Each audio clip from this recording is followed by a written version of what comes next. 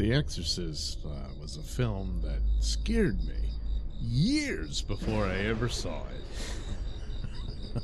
So, I was a young kid at the time that the movie came out, and it was one of these that I seem to recall a trend for quite a few films now. And when it comes to horror, I mostly link it to the Amityville Horror, but they both had the tagline "based on a true story," and this added a little more, to it. It's like, oh, this really happened.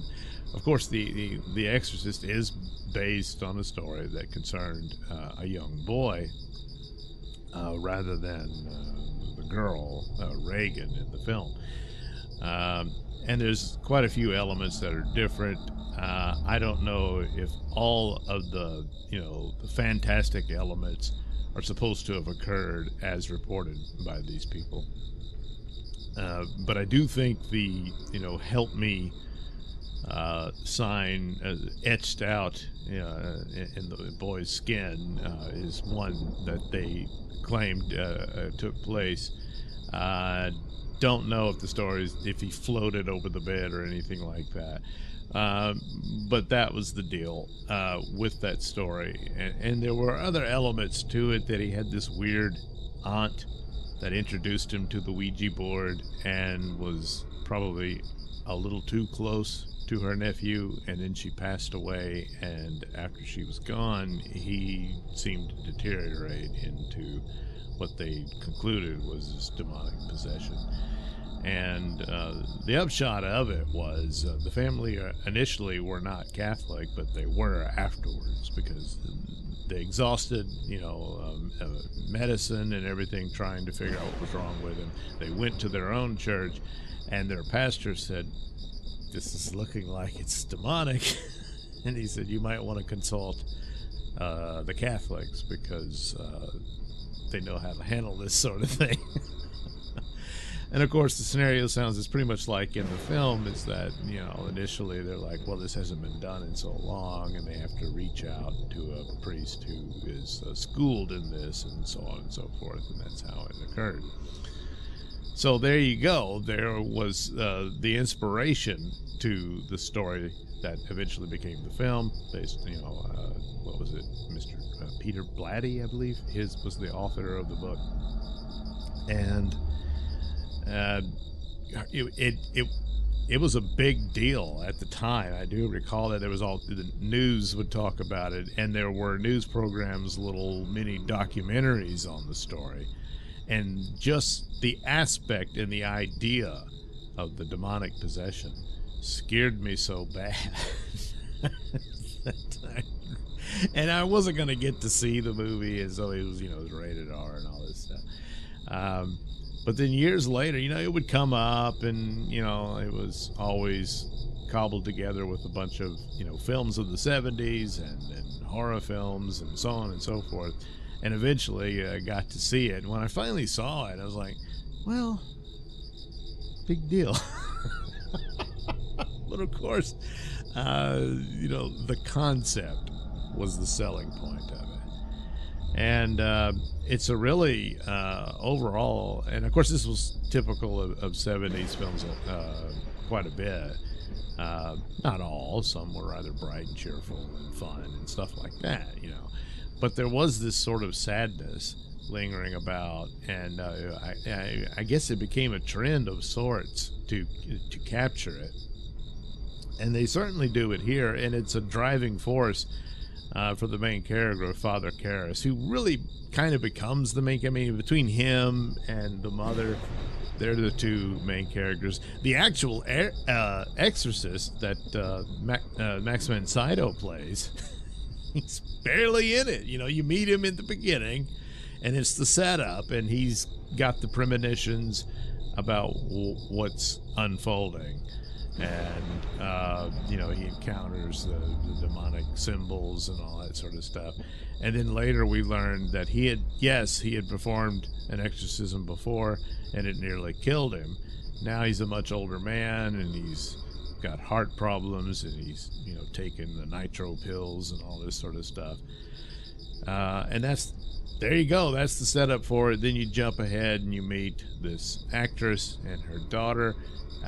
She's apparently divorced, so you already got something that the daughter seems cheerful and everything, but at the same time, there's elements there that she's obviously sad that her father isn't around.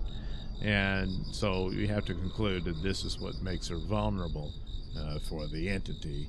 And a lot of elements, you'll see this played out in other films when they, and especially lately, there's a lot of films about getting possessed and all that sort of stuff. And a lot of the same elements occur. And of course, first thing, get those Ouija boards out of the house. Don't ever have one, you know, but certainly that's there. Little Reagan was playing with it. And right off the bat, you know, it's like, hey, there's something supernatural happening here. Of course, the mother notices there's noises in the attic. So you already, the demon's already stalking the girl. And she mentions imaginary friend, not Mr. Captain Howdy. That sort of thing. And again, other movies play that out. Most notably, I'm recalling Paranormal Activity with Toby and stuff like that. So pretty much everyone borrows from this from this film here and there. So but ultimately the driving force of the priest is that he's really down in the dumps. His mother's ill, and ultimately she passes away, and he is guilt-ridden by that, and it weighs heavily on him, and that's what puts him in the position he's in for the ultimate outcome of the film. And certainly he has a nightmare about his mother, and there's a flash of what the demon really looks like, and that face appears a couple of more times through the film, so you got to go through it. I didn't even realize it until looking at stuff much later, that the initial scene in the dream, you know, it's very quick, but you see him. And then there's apparently a superimposed over the wall as the mother's walking through. And then, of course, there's the imagery of Reagan as she's, you know, completely possessed and everything. Is, you know, very similar to the image of the actual entity that has taken possession of her. So, ultimately, it's... you know, they're in there simple and rather, well, she's a movie star, so it's not that normal of a life, but she's living it out, she's having a time here and there and all that. And religion and this sort of stuff is just not a part of her life. They don't really get to it like the original story did, where she's, you know, but you would see after everything she's witnessed and all of that, and she's desperate and falling apart and turns ultimately to these priests to save her daughter. And so you would think, well, she's going to have a new view on this. I did see some coverage on one of the latest, I guess not a reboot, but it's supposed to be a sequel to it all, and she's not much of a believer. She says, all the religions are true and this sort of thing. I think she would have been a full-blown Catholic after something like this, so it's kind of loses the credibility as far as that goes. But, you know, that's a whole other film that I would argue you just don't count. The ultimate outcome for the priest, it's sad because I don't really see that he deserved that, but it's ultimately very heroic of what he does. Unfortunately, the actual exorcist does not survive, and it's left up to the priest who was considering giving it all up, the priesthood anyway, and that sort of thing. And ultimately he sacrifices himself. And the scene there when he's agreed to take the demon into himself, and then Reagan's back to just, you know, she's a little girl on the floor crying, doesn't understand what's going on. And there's a moment there where the possessed priest, you know, Karis, he's looking down at her, and then he's like, no, and he throws himself out the window. what you can glean from that is that whatever the demon was going to make him do to the girl, you know, and it disgusted him so bad, one bold moment he seized control and threw himself out the window.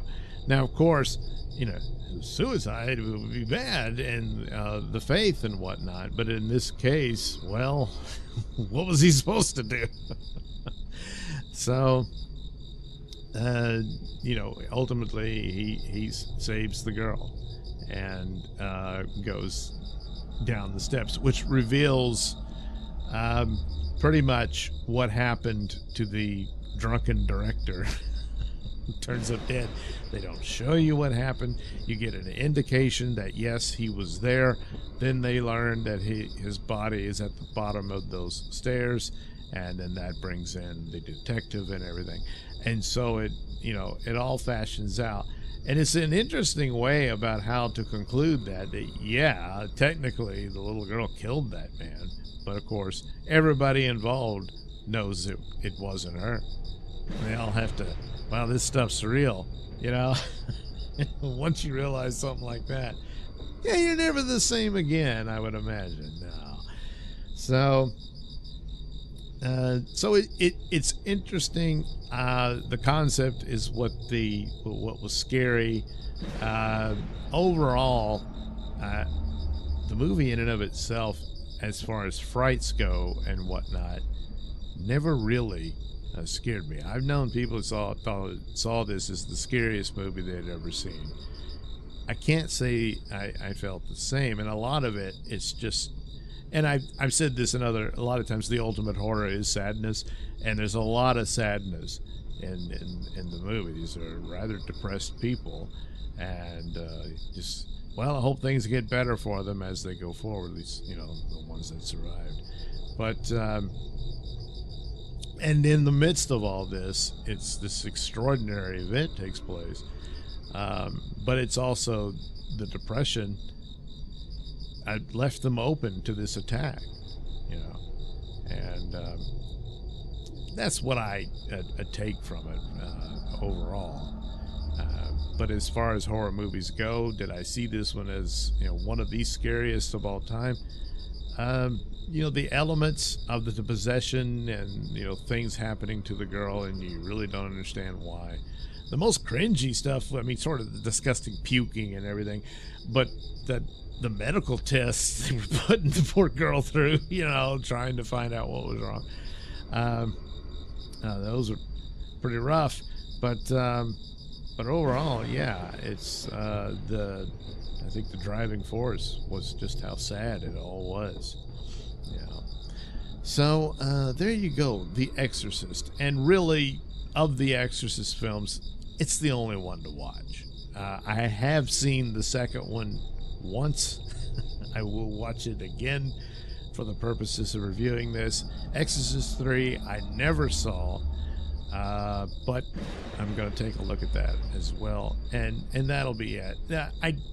From what I hear of the other ones, they just don't interest me at all. The only one that comes sort of close is the prequel one that they did about the Exorcist himself when he was young.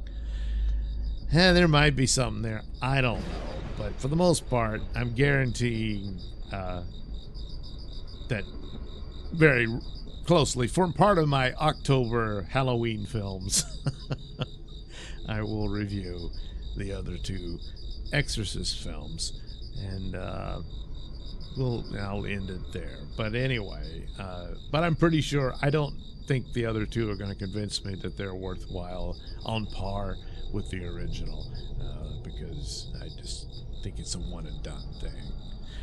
So there you go, The Exorcist.